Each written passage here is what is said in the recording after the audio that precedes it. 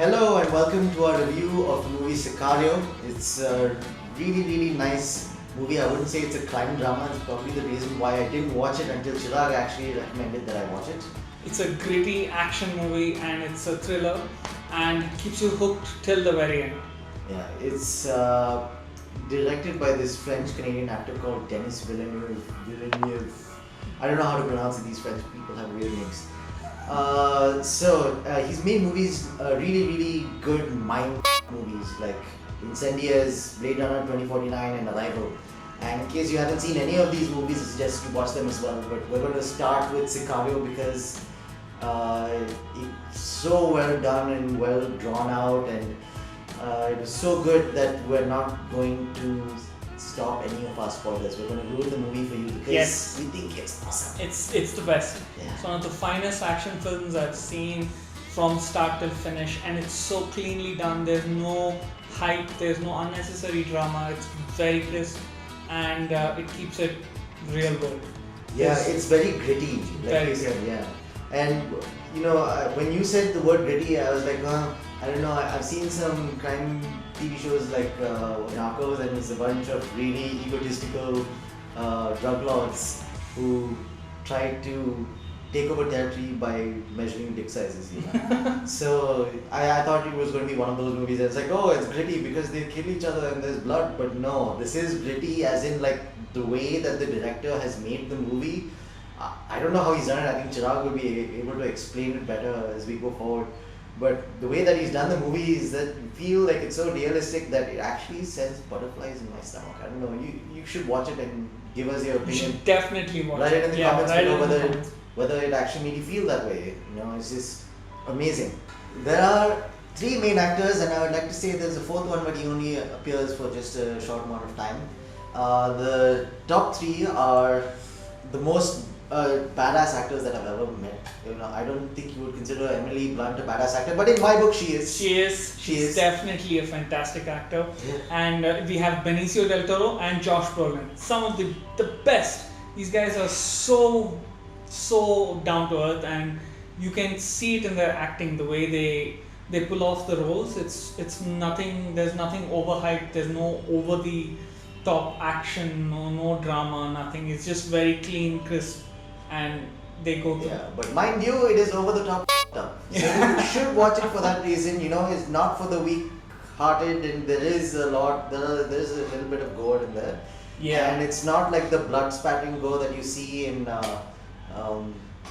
Kill Bill or something like that. There you don't see as much blood, but it's very, how do you say, Dead body like?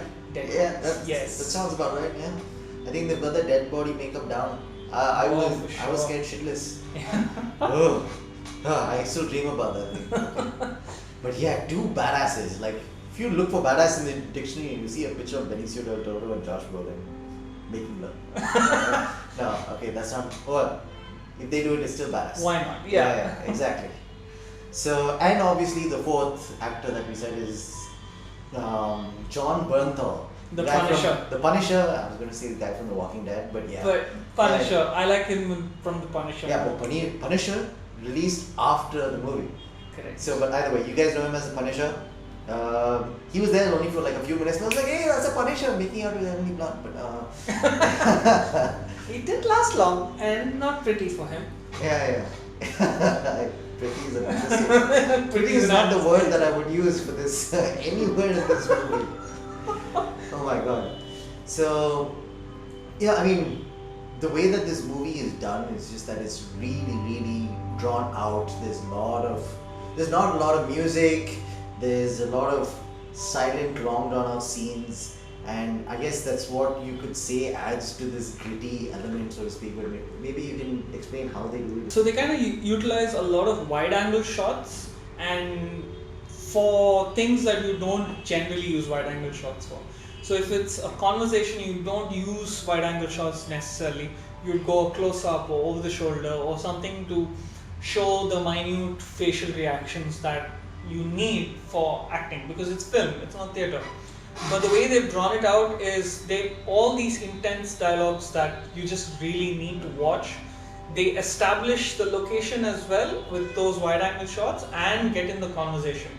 And the conversations are not as nice or fluffy. And for all of those, they have the standard shot. But for some of these breaker movements where you just need a break, that's when they pull out the wide angle shots, and it's just spectacular. The cinematography is like top of the line. I think it's one of the best that I've seen for a long time. For just simplicity, there's no fancy movements in this, no camera flips or anything of that sort. Okay. It's Yeah. it's really. It did start off with a wide angle shot, but for those of you who are thinking that gritty movies are long and boring, the movie starts off with a bang. You know, like a bunch of cops infiltrating a room and all of that. And you think, oh, it's just another standard bust. And then someone accidentally breaks a wall. And realize that the entire wall is made out of dead people. That was an unexpected that was twist. an interesting thing. So they've hidden dead bodies in between the wall, and it's not the thing that you expect when you find these raids. And it's just, and this is the start. This is like barely 5 minutes into the movie, and they've already shown us how bad it's gonna get. Yeah, this is like this. Prepare yourself. I'm going to show you the most fucked up things so that you have an idea of what you should expect for the rest of the movie. It was, and it doesn't end there, but I'm not going to spoil that first scene because I hope that it actually comes as a surprise. So regardless of spoilers, you know what I'm talking about. It's fine. You're gonna watch. If you have watched it already, you know why you're here. Yeah. If you haven't, you should watch it before you complete this. Oh. Yeah. Is it and there is barely any music or added sounds into this film.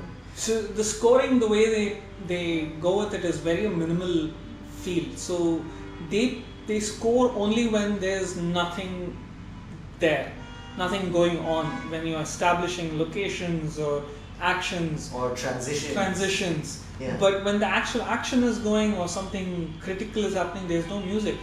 It's the sounds of nature that you would hear naturally, and they've kept it very low. It's not these massive orchestral pieces.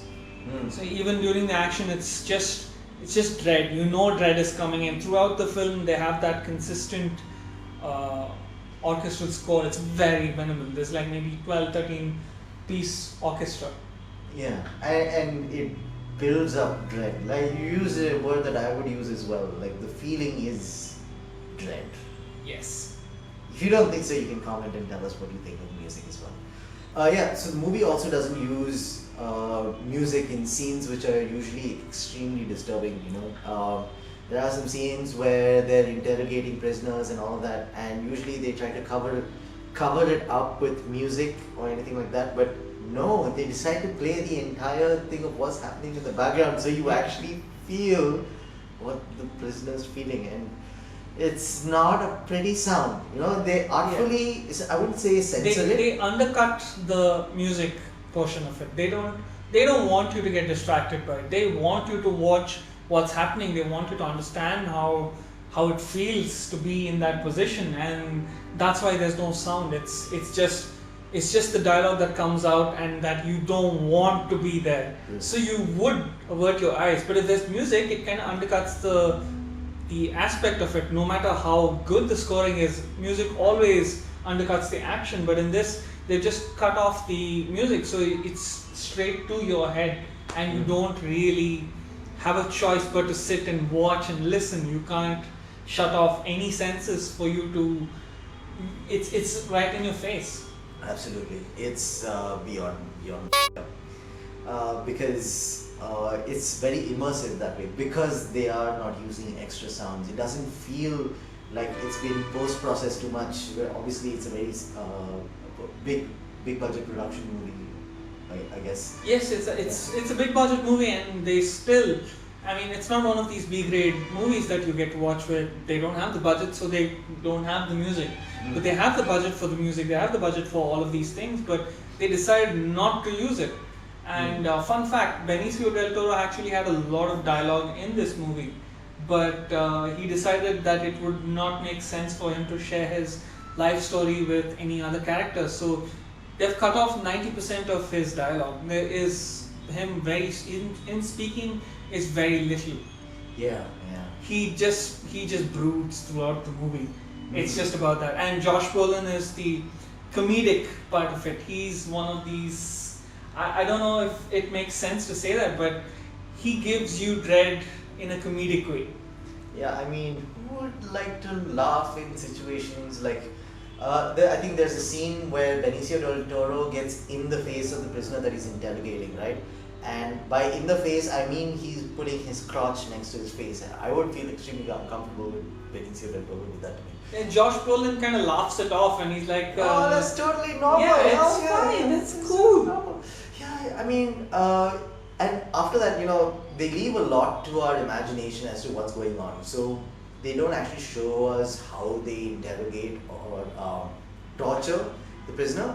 But it's very clear. You kind of I mean, realize as It leaves it to your imagination because after Benicio del Toro has his crotch in your face and then they pan out and put a lot of suffering noises, you kind of come up to all kinds of conclusions. yeah. But artfully censored, I would like to say, but it's still okay. But it took me a while to understand that is actually a pivotal scene where I actually realized that he's really, really serious about what's going on. And the whole movie is shades of grey. Absolutely. There is no black and white. There's no black and white. There's no good guy, there's no bad guy, there's the perfect kind of movie. I don't like that when there's a hero and a villain and then they fight and then the hero wins. There is no good guy or bad guy. There is whoever gets the best of the situation, it's still a shitty world to live in. Yes. So everyone's a loser over here, which is why it's an amazing movie. It's so realistic that way. Yeah. And it's like, I mean, the only other movie I can think of that comes close to these many shades of grey is Snowpiercer, which was also quite disturbing. It doesn't play as nice, and you realize even at the end it's just not really a happy thing. Even if you win or lose, it's just the same. It's just shit. It's just life. Yeah. Yeah, even though we like to watch movies to escape from it, you're not going to escape from it in this movie. This is how movies should be. Not giving you a false sense of hope. But let's go to the movie and the story and plot and how it starts. It starts off at a climax where Emily Blunt is like a part of a task force and she finds this house which is a house made up of dead people, and she realizes that she's just walked into this mega fucked up case where they kind of know that they're getting into this place because it is run by the cartel, but they don't know how bad it is until they realize how bad it is, and they can't do anything because there's no evidence to connect the people who own the house or run it through shell corporations and all of that. So they just can't get to the bad guy. And well, that happens eventually in the story. Yeah. But I think the movie plays from Emily Blunt's point of view, and I don't think that she's the main character in this, but it plays from her point of view because they're putting us in the middle of a situation that we don't understand. So the entire movie, you're just trying to piece together what's going on with as little information given to you as possible. There's barely any information given to you in the movie. So it's like you're in Emily Blunt's point of view. You just got put into a case where you're trying to destroy a cartel which puts dead bodies in walls and stuff like that, and then she gets recruited into a team by Josh Brolin, right? She gets recruited by Josh Brolin and into a special team which apparently works for the Department of Defense or whatever. Yeah, they're a Department of Defense consultant, so to speak. But they never let you in on all of this information. You just kind of piece together all of the puzzles, and then you come to a conclusion, but only at the end do you realize what kind of a game is being played, and they have left a lot without ruining the story. They just don't have random scenes. It's everything is connected, and till the end you're just kind of hoping that okay, what is going on, and you get it only at the end. Till then you don't know what's happening. Exactly. I mean, the way that and this is the kind of movie where you have to pay attention to things that are going on, like the words that are saying and that they're saying, and the objects that are there on the screen, and like there are certain scenes which we look back at and we realize that a scene where an officer f***s up actually looks like an officer f***s up. Yeah, it actually, you don't realize it until after the scene has been completed and you watch the movie once. You realize they've put in so much of effort into getting all the little things right. Even the accidents The look accidents like are accidents. planned. Yeah, they look like accidents, or you usually don't even register them. Only when you watch it back, you're like, huh, that's interesting. Yeah, it's really good that way. And as like, if I was Emily Blunt and I was put into that situation, I would be shitting bricks because she was barely told anything and she was just put into a high conflict zone where like people are hanging dead bodies left, right, and center, and she's trying to transport some person from a cartel, some lieutenant or something like that, and then all of a sudden she has to kill people and she has no idea what's going on. And I she's think like, she did shit bricks. She did shit bricks. She did shit bricks. Yeah, you can see it in her face. You can see her constipation. Like, oh, I'm squeezing on her doobie. But yeah, I mean is this scene right here? I mean, it's a little ahead of that. But yeah, it's based out of Juarez, Mexico. At least the first scene. And I think Chirag, you told me an incident about how the mayor of Juarez. Yeah, the mayor of Juarez got really pissed because apparently these incidents don't happen in Juarez anymore. Supposedly. Oh. But they used to happen back in 2011, 2010. Up until then, it was crazy. It was dog eat dog, basically. But now, I think supposedly it's been settled down and the violence is not as much, but you don't really know. Yeah, I wouldn't go there.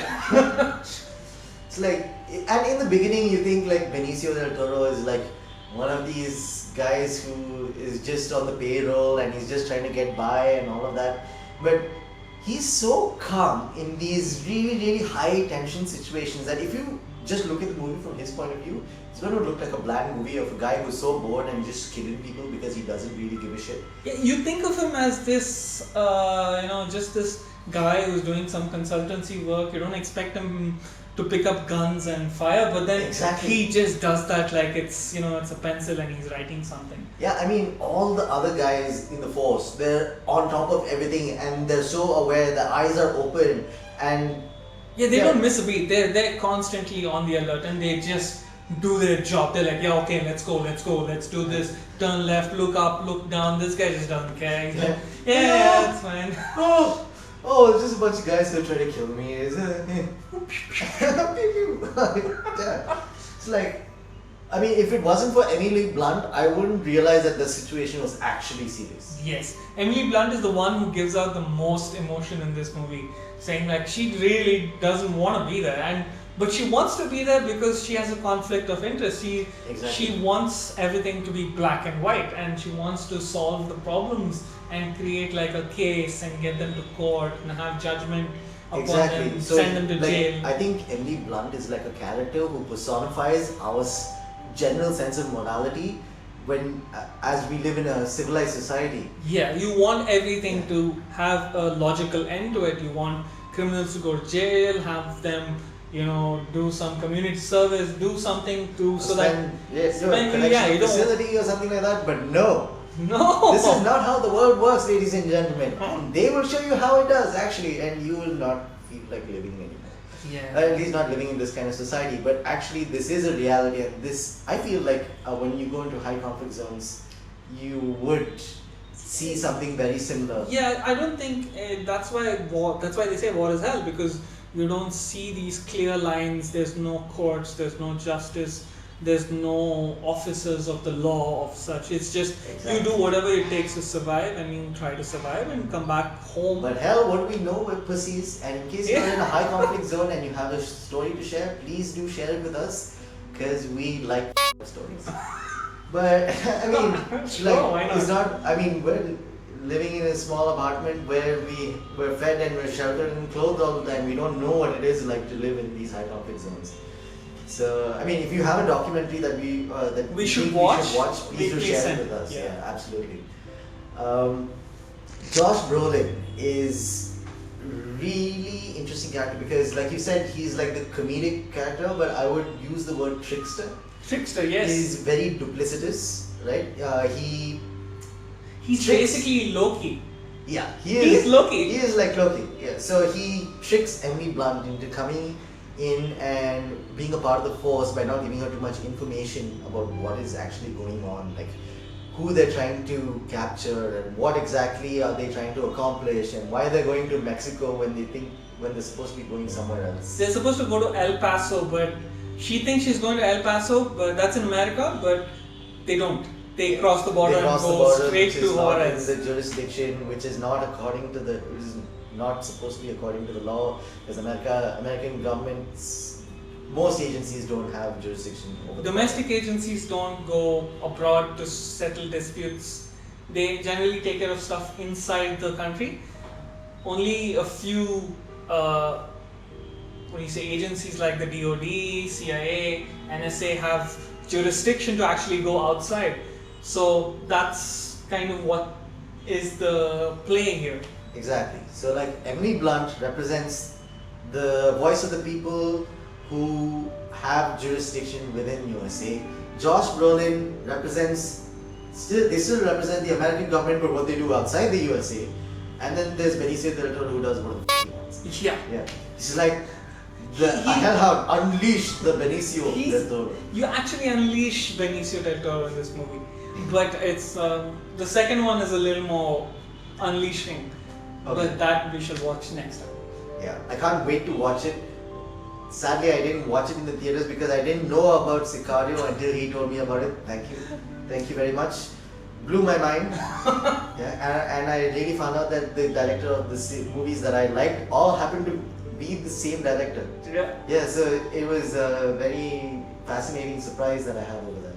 So while watching this movie, I think we learned a bunch of things about reality and life, and we'd like to share it with you. So the morals of the story is don't mess with the CIA, because you have no idea what the fuck they're up to over there. Yes. They'll unleash Benicio del Toro on you. Be careful. Oof. And always, the next thing that the moral that we learned on how to make a good scene, right? Women and children first. Right? Always. When you're going to kill people, kill the women and children first. Because it makes the scene so much more fun. Thank you, Dennis Villeneuve. I never knew. You know what? I always assumed that they were not going to kill the women and children, and he does it amazingly. And it's just a matter of fact. It's nothing too gross about it, or they don't make it a big scene. So yeah, over, and that's it. Yeah, I mean the way that. So I thought The Count of Monte Cristo was a nice story of revenge until I saw this movie, and this has just like gone on top of my story of revenge. You know, because you have no idea it's a revenge story in the beginning, right? And then as the story progresses, you put two and two together. It's like, oh yeah, Benicio del Toro, someone has done some f***ed up shit to him. That's why he's like shit up everywhere. Yep. But women and children first. Welcome to the dark side. And that's the third moral of the story. Welcome to the dark side. Welcome to that. Yeah, not the dark side, but like Star Wars, where they're actually nice people. This Yeah, is like it's- some really The dark side still has like code of conduct in Star Wars that they live by, and it's not as evil as the people in this movie. Yeah, I mean they do it in the production by the use of lights also in the scenes. Like for example, The lighting is spectacularly well done. So you can see it throughout the film that whenever there's an intense scene that's coming up, the characters which have the grey scale on them is generally the ones whose face are completely dark. You don't see those fine details. Emily Blunt's face is consistently lit up. She is the good in this movie, and that's why they've shown it with light, and they show everything about her face throughout the movie.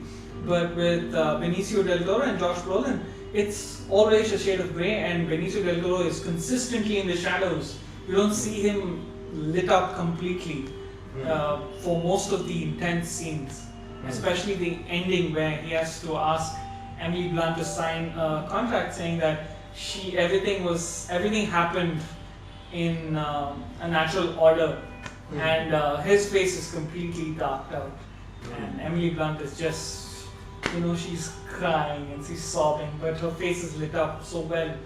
Yeah, I mean, Benicio del Toro is like this father figure to Emily Blunt, I would say. I wouldn't use the word father figure as such, but he kind of takes care of her in a very takes care of messed up her, way. he likes her, he doesn't want to kill her, but he doesn't mind killing her. He doesn't mind killing her. He that's doesn't the thing, mind, yeah, he wouldn't, but if she crossed him in any sense, he would just shoot her without thinking, and it's just so Yeah, different. like there was a scene where Emily Blunt like separates from the herd and follows Benicio del Toro because clearly he's doing his own thing and he doesn't give a what everyone else is doing. And then she finds out like this guy is the one that they unleashed, like the force of nature, and then she tries to stop him. And She's just talking to him actually, she doesn't even do anything.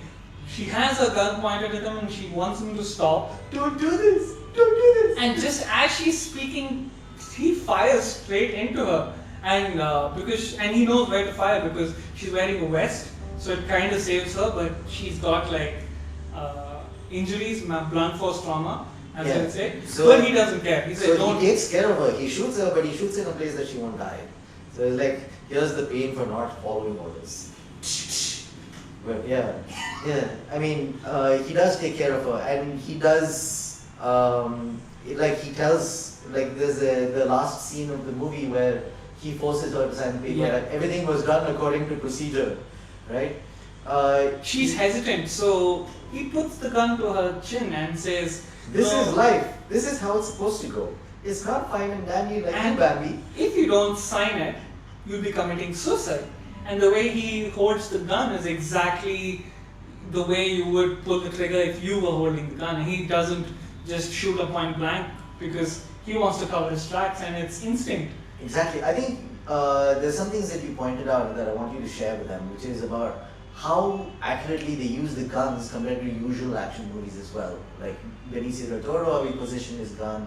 Benicio del Toro and a lot of the guys there, I think they had some military consultant or someone of that sort, because the way they use the guns is very clean, very crisp. They move with the gun, they don't just fire randomly. It's a bit like John Wick, but with more military precision. John Wick was more speed shooting and getting it right, getting multiple opponents off as fast as possible. This one, you take your time, you spend time with your gun, and you don't shoot unless you have the target straight. And it's very, very smooth operation. It's actual military. So it's military precision throughout, and it isn't. They haven't goofed up on that. They've spent time. You can see it. Or at least the consultant has made sure that there's no randomness. Yeah. It's very clean. And there's one thing that Chirag pointed out earlier is about the last scene where he blackmails Emily Blunt under duress to actually sign the paper, or he shoots her. And the way that he positions the gun is as though she's shooting herself. So and I wouldn't have noticed that until you pointed it out. And I was like, wow, that's brilliant. And they don't even try to explain it, which is why I think that this movie is brilliant. Yes. You watch it over and over again and you realize there's so many intricacies that they don't care to explain, but then you're like, wow, they actually thought of these kinds of things, Yeah, he So- holds it. He holds the gun like this, and he's sitting facing her. So it's the way you would pull the trigger if you were. Yeah, it's straight to the head, and there's no chance of survival over there. Very, very, very less. Maybe if you're exceptionally lucky, but I don't think they would have gone with lucky if she had survived the thing. So he holds it like this. He doesn't point it at her head. He doesn't point it at her temple. None of those. Any of those. It's straight. She's going to die because it's exactly like this. And he holds it without thinking, and it's instinct for him to hold it that way, because you can prove suicide, or at least a reasonable doubt from coming up. Yeah. There's some other morals of the story that I thought were really relevant, because when I started thinking about this movie, I realized that death is a part of everyday life. And as we live in more civilized societies, we tend to forget that we're living in sort of peaceful times in most places, at least most developed and developing places around the world. Yeah, you don't see conflict as much. You have the occasional mugging and robberies and all of that, but that's not as bad as if you were staying in some parts of the Middle East or some parts of Africa. It's not that nice, and you don't have shelter. You have to pray for food and water, everyday resources. That's not in the movie, but yeah, you get the point. And I guess Benicio del Toro kind of shows that in his attitude. Like there's a scene where Emily Blunt is pointing a gun towards him, and she could shoot him at any point in time. And he completely leaves it to her to shoot him whether she likes it or not. He doesn't care. And he doesn't care whether he's going to die because he knows that death is a everyday part of life, and he doesn't care if he dies because, I mean, if he dies, he dies, and that's how life I goes. think for him, he's considered the point that nothing will bring him peace, so at least death will, and he can't die the normal way because he's not going to give up on a fight because that's what he's been trained to do, and that's how his mind works. So he's not going to give up if someone's trying to shoot him at a battlefield. But if someone's pointing at you at a distance and you really can't run around and find cover and all of that bullshit, he just doesn't care. You don't see any change in his expression. It's like he doesn't even bother about begging for his life because he knows that he lives in such a situation that he can die at any moment. He has no remorse, he has no happiness, he has no sadness, nothing. It's just blank, especially when... What's the word? Equanimity? He has complete equanimity. He's facing off certain death and he just... Yeah, cool, no problem. And yeah, I mean, there was also another interesting point where in the final scene where he meets the mafia boss. What was his name again? Fausto Alarcon.